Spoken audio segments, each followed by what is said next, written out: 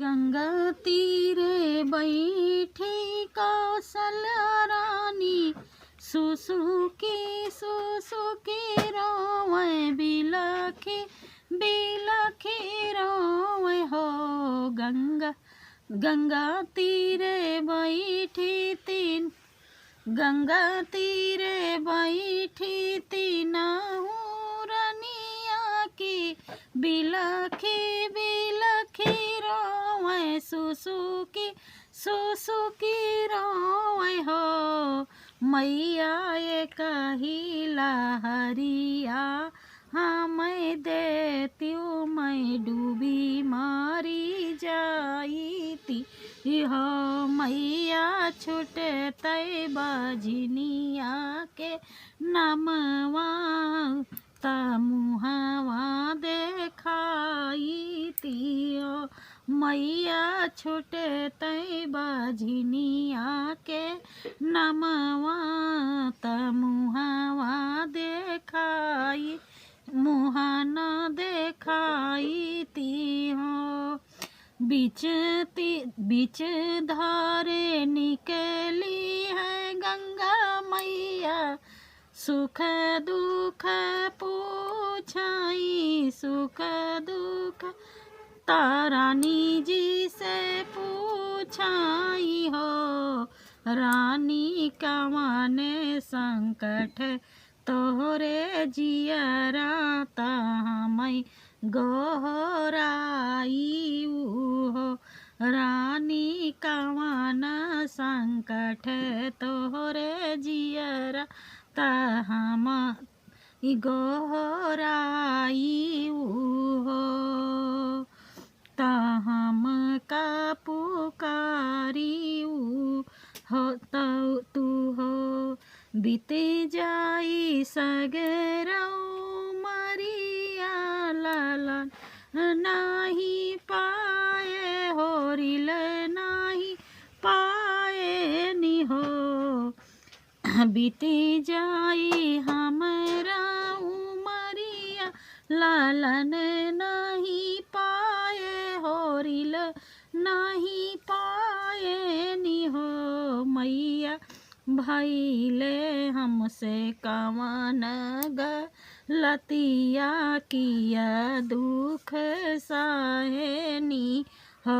मैया सुझे नाही कवन डगरिया की घाटे तोहरे आएनी हो।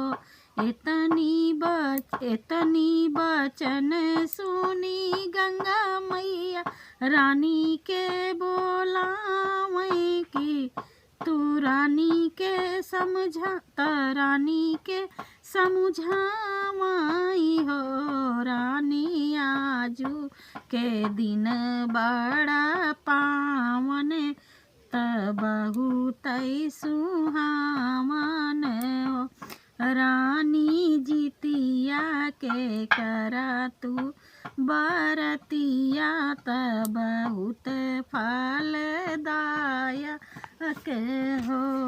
रानी जितिया के करा तू बरतिया बहुत फलदायक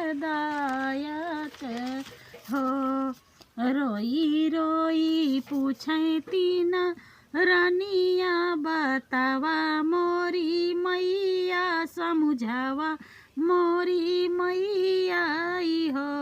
मैया कवन विधि पूजी हम जितिया की रही हम बरतिया हो।